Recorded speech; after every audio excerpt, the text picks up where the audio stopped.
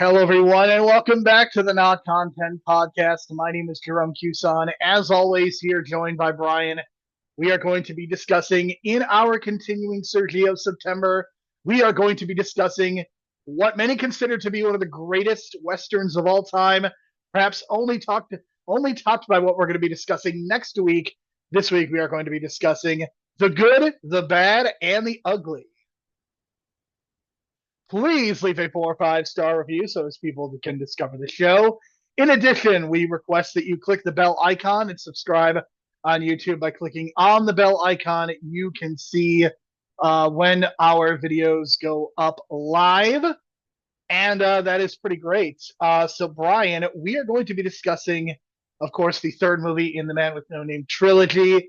Last time out, we got to discuss Lee Van Cleef. This week, we get to discuss Eli Wallach. Eli Wallach is a pretty famous actor in his own right. And I don't know if you realize this, Brian, but Eli Wallach actually appeared in Mystic River as well. Not only that, he was the bad guy in the Magnificent Seven. So he fits this role so perfectly based on that one previous casting. And not only that, I think some of that Brooklyn, New York kind of vibe to him that he kind of brings to the table, even though he's playing a Hispanic character, like he brings that to the table and it kind of adds a little nuance to his character. So, man, I don't know what it is about this casting. I know it's a little iffy in terms of the racial casting back in the 60s, but man, I love this casting, and he's so good in this role. Such a great actor. And little known fact that he almost died making this movie because the train sequence where he's laying his head down trying to break the chain from the other guy who's dead. If he would have waited 3 more seconds, the steps of the train would have chopped his head off. Absolutely. This is a movie that it is the longest of the three movies. And I do have to say, I think there's a couple notes that I want to make. The way that what this movie actually builds to, with this is a three-way dance. Like this is actually, like, to me, I don't know if Paul Heyman was a huge fan of this movie, but when they're doing the ending confrontation, it absolutely comes across like you would see a three-way dance, like in ECW or even some of the early WWE ones with the three of them facing off. So the actual build up to the ending is really great. I don't know if you want to address that just very briefly. I have a couple more things that I want to note before getting into kind of the meat and potatoes. Well, the buildup is interesting because, as we mentioned before, in terms of the timeline, this is actually a prequel to the previous two movies. So you see, like, the establishment of this character, the Man with No Name. Like, he's a bounty hunter, but he's kind of like screwing around and then like letting Tuco get away with it, and then they go to the next town and then do the whole thing again, and then do the whole thing again, and kind of rip off each town for the wanted thing. And then it kind of builds up to this treasure, this MacGuffin, right? This treasure of the Sierra Madre, not the Sierra Madre, but it's one of those treasures, right? And they find this guy. The guy tells them where it is, but then he tells Clint Eastwood where the name of the grave is, where to dig. So now they have to rely on each other to work together. So now you got this guy that doesn't trust Clint Eastwood. Clint Eastwood doesn't trust this Tuco guy because he's a murdering son of a bitch. But they've been working together for so long now. And then you throw in Lee Van Cleef, who was hired to find the name of the grave for this other person who's looking for the treasure, ends up killing him.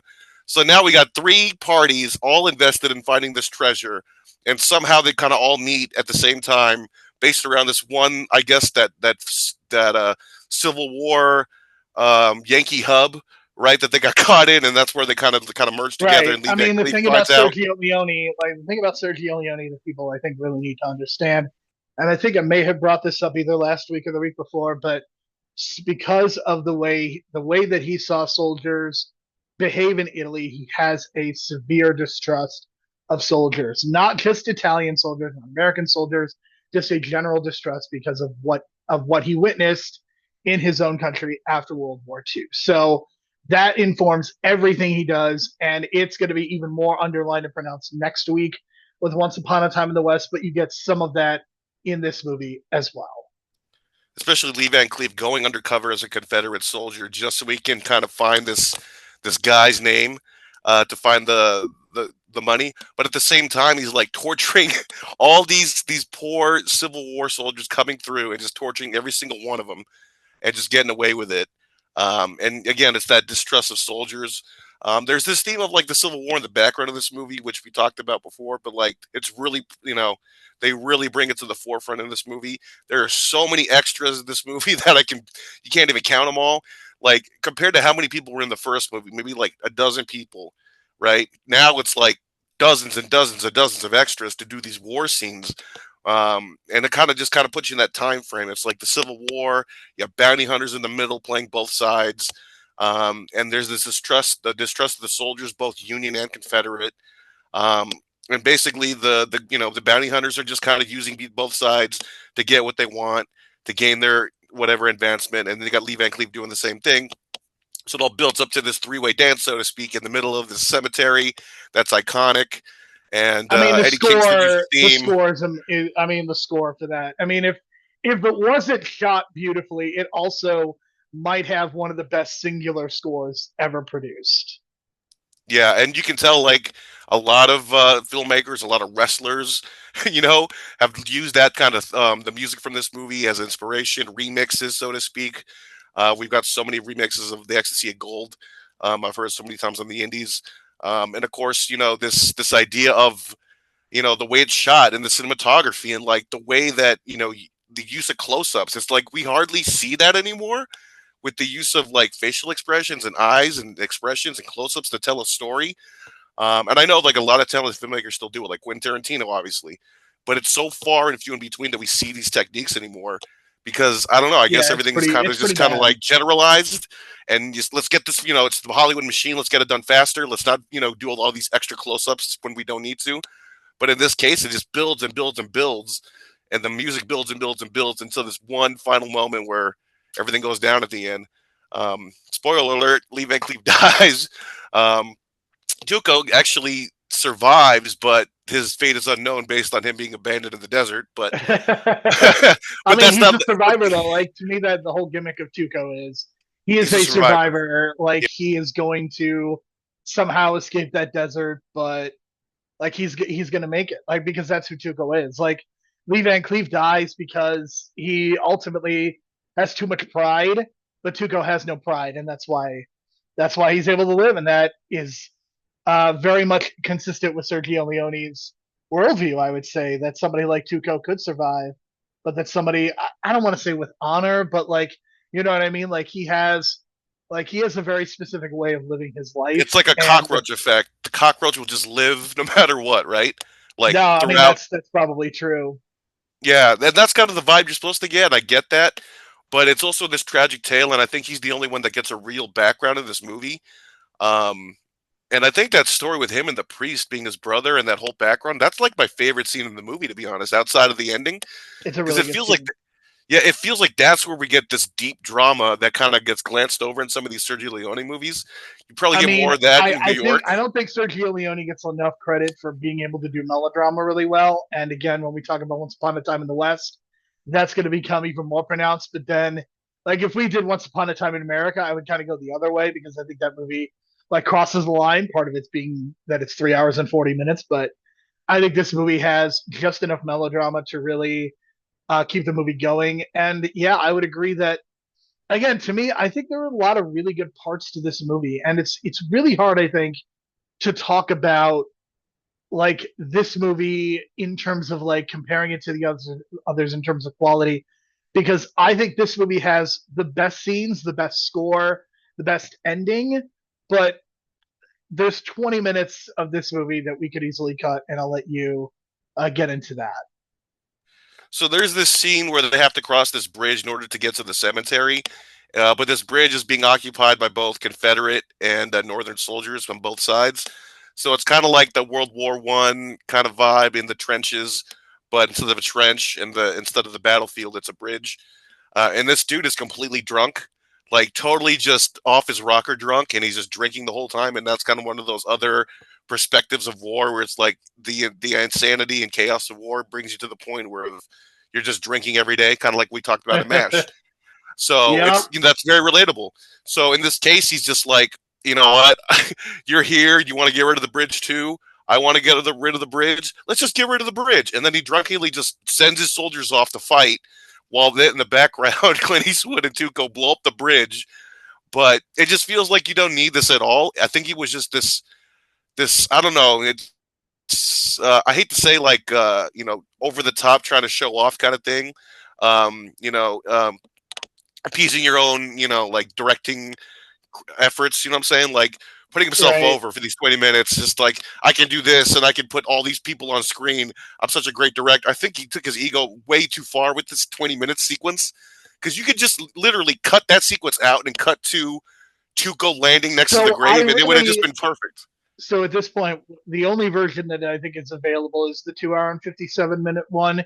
But there was a version that is like closer to 161 minutes that I guess was the original American theatrical release. I really wonder if that's the sequence that gets cut from the 16 minutes or so.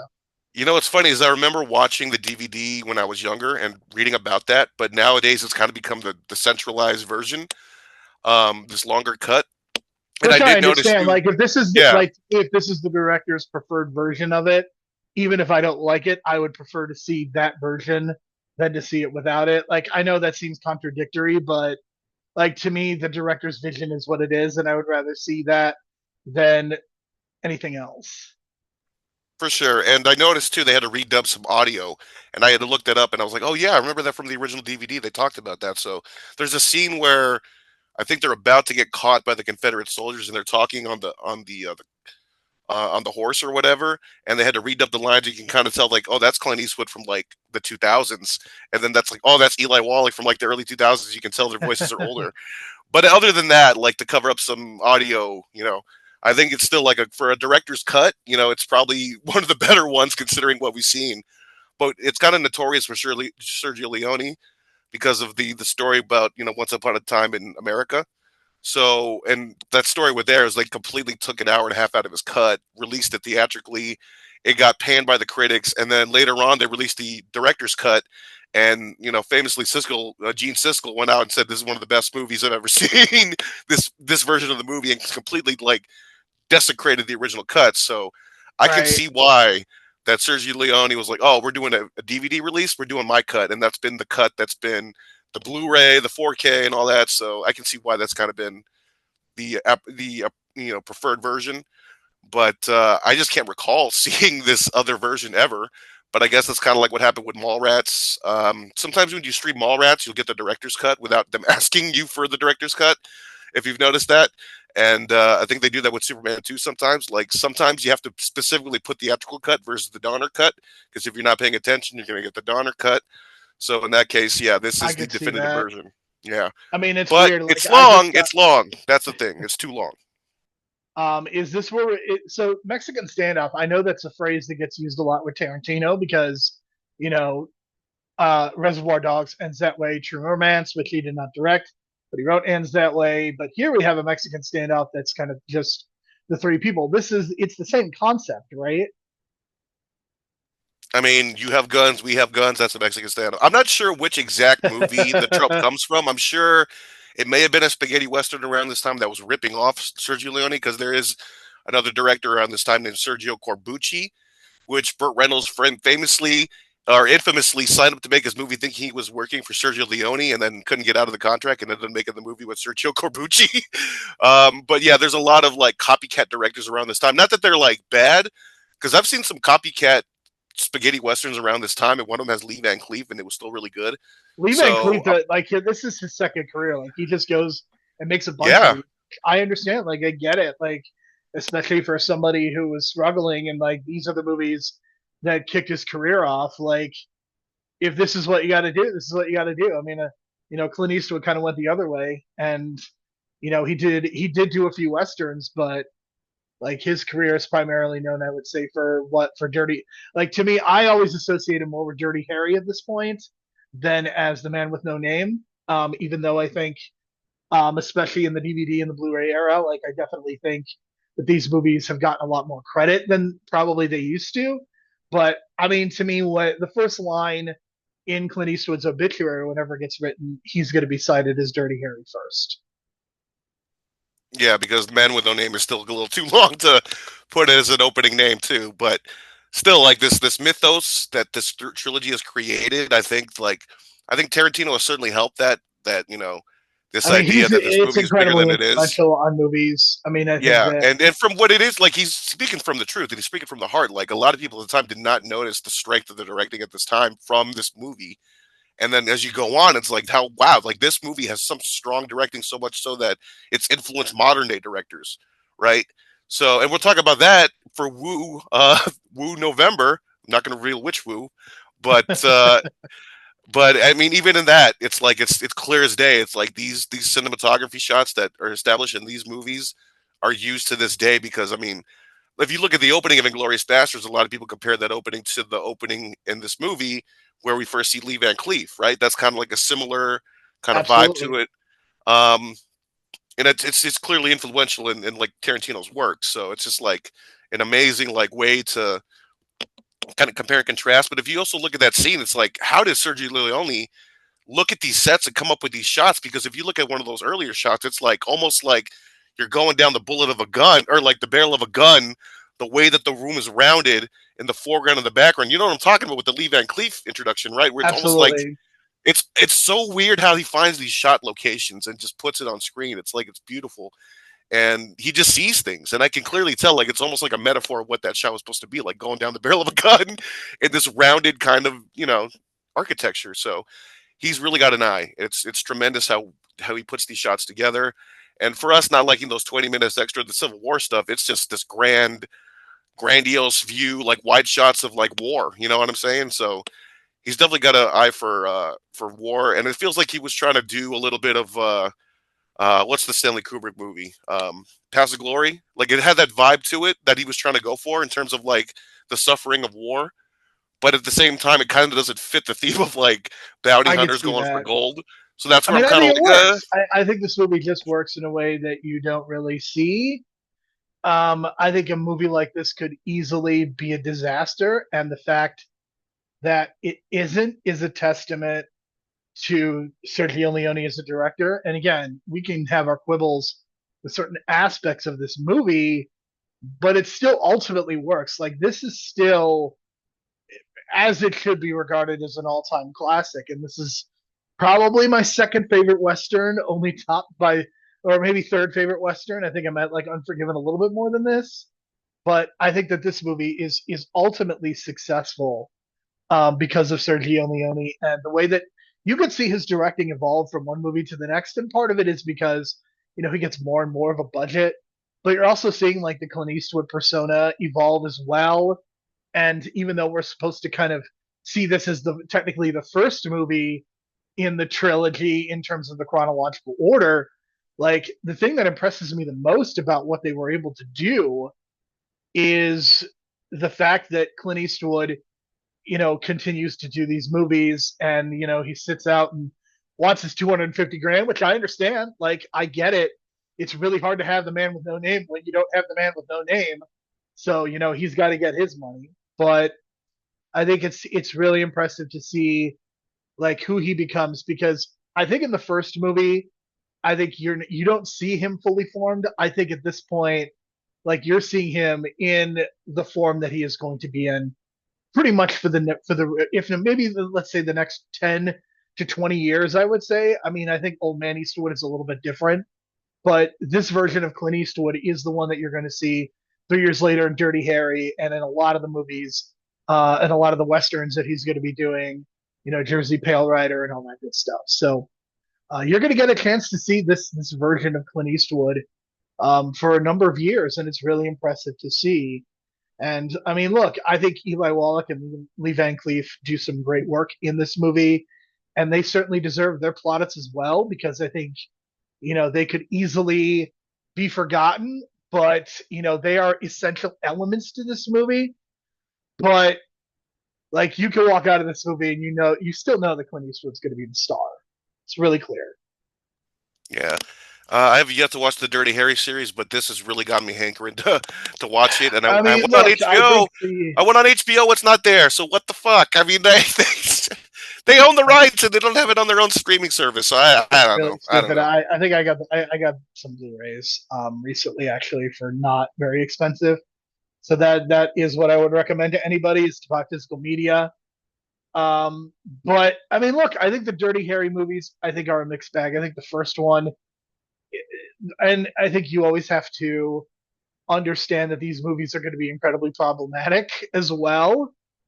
But I think you also have to walk in understanding like this it kind of these movies are a time capsule, but even if they're problematic, there's still parts of these movies that work extremely well and I think are still worth seeing even with some of the issues. For sure. And as of this recording, Eddie Kingston has accepted Big Bill's challenge um, for All Out Toronto. And I don't know if he's going to come out to Ecstasy of Gold or something like that because Tony already got the rights to use the first movie's theme. Like, God knows how many other themes he can get from this era that are just kind of like old school and dope. So you never know. I'm just saying he could come out to Ecstasy of Gold at the pay per view, and I would not be shocked. I'm just saying. I mean, look, I think it's really unfortunate that the same corporation that owns AEW does not also own the rights to these movies because, I mean, don't you want to see John Moxley versus Eddie Kingston versus Hangman Adam Page in a good versus bad versus ugly match? Come I know, and I've been thinking about this on. like they could do the vignettes like that too, but I don't know. But they've been like kind of picking and choosing what to do with their vignettes lately, so I respect that because it's very expensive to do something so theatrical like this. But you got to save it for a certain moment. So we'll see. Because I don't know. I was expecting some kind of Halloween tie-in with the upcoming coffin match at the pay-per-view, but I really haven't seen any kind of tie-ins like that yet so far. So because AEW is known for these tie-ins, so I'm kind of waiting for that as well. But man, that's kind of the ideal, right? The good, and the bad, and the ugly. Those three. That's the perfect scenario right there. And we already know AEW is doing like $500,000 matches, $200,000 matches, so they know how to up the ante. So they know their MacGuffin, so to speak, in terms of wrestling terms. So they got that down. But yeah, this is definitely a movie that I mean, so many people have talked about generation to generation to generation, but it's something you got to experience on your own. Highly recommend 4K if possible. The streaming, I guess, is close to 1080p, but if you get that 4K, I think it's going to be over the top. And you really want to crank the sound up for the soundtrack, especially the scene in the desert. I think that scene is so hypnotic, the way it's Yeah, shot, and it's so like Tatooine-ish, but so like real because they have no CGI. So it's all, you know what I mean. So it's just Clint Eastwood walking in the desert, literally getting dehydrated and getting dehydrated and getting dehydrated to the point where his skin's falling off. It's incredible. But that it's scene pretty is just gross, but so also real exhilarating at the same time. because it's giant fucking desert dunes landscapes for real. Like, you know what I mean? Like, it's incredible because you have to be in the middle of the desert to get that shit done, and they did it. No CGI. Yeah, I mean, this has been a wild ride so far. It is a, I mean, this movie, if it wasn't for what we were discussing next week, this would be an unbelievable main event. But the movie that we are going to be talking about next week is somehow even better than this movie, Brian. Have you've seen Once Upon a Time in the West, haven't you? Oh, like dozens of times. Like I've analyzed that movie. It's incredible, folks. It's just I think the big thing for me is this big twist at the end that no one sees coming and everyone kind of forgets about. It's like, what the heck is Charles Bronson doing here anyway? And the big reveal is so good. It's that Sergio Leone. It's like a Sergio Leone classic twist where you see this like twist of the story comes out of nowhere and everything just makes sense for the last 5 minutes, and it's glorious. And so Peter Fonda, that's the bad guy. That's a Henry whole Fonda. different. Henry Henry Fonda. Fonda. Henry Fonda. Sorry, I mix the family up a little bit sometimes.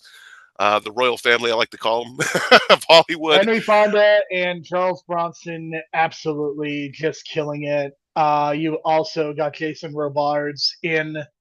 I mean, who doesn't love Jason Robards? I mean, I always associate him with all the President's Men, but I mean, he might be as good, if not better, than even that movie. And he's not even like the antagonist. He's like the side character that gets blamed for shit because he just happens to have a gang. So He's there's old there's a lot money. to talk That's about. what he represents, old money, and that's kind of the Yeah, purpose. yeah. There's a lot of subtext going on in this movie. We're going to talk about it next week, but it's all about the railroad. Whether you agree or not with the whole concept of the railroad expanding America and taking us into the industrial age, a It whole is whole about bunch of capitalism. discussion. Yeah, and about survival. We're like really like survival in the old west.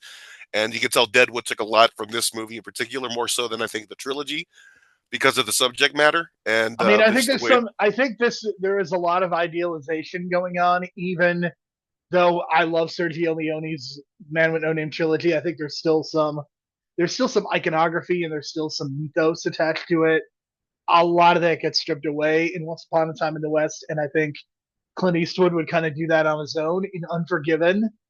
Even though they're two very, very different movies, I think there's a reason that I put those two on a higher pedestal than even the Man with No Name trilogy, which again, I think is still, I would say that in terms of like the traditional Western, I would say Good, Bad, and the Ugly is still the best. But I think you go beyond when you talk about Unforgiven and the movie that we're going to be talking about next week, which is Once Upon a Time in the West, which again might be the greatest Western of all time, might be one of the best movies of all time as well. It does have one of my favorite artistic, metaphorical scenes of all time, and we'll discuss it next week in terms of a guy wanting to reach the Pacific Ocean but can never do it, but dies in a puddle of water. Think about that, folks. All right, for Brian, I am Jerome. Thank you so much for listening. We will talk to you again next week.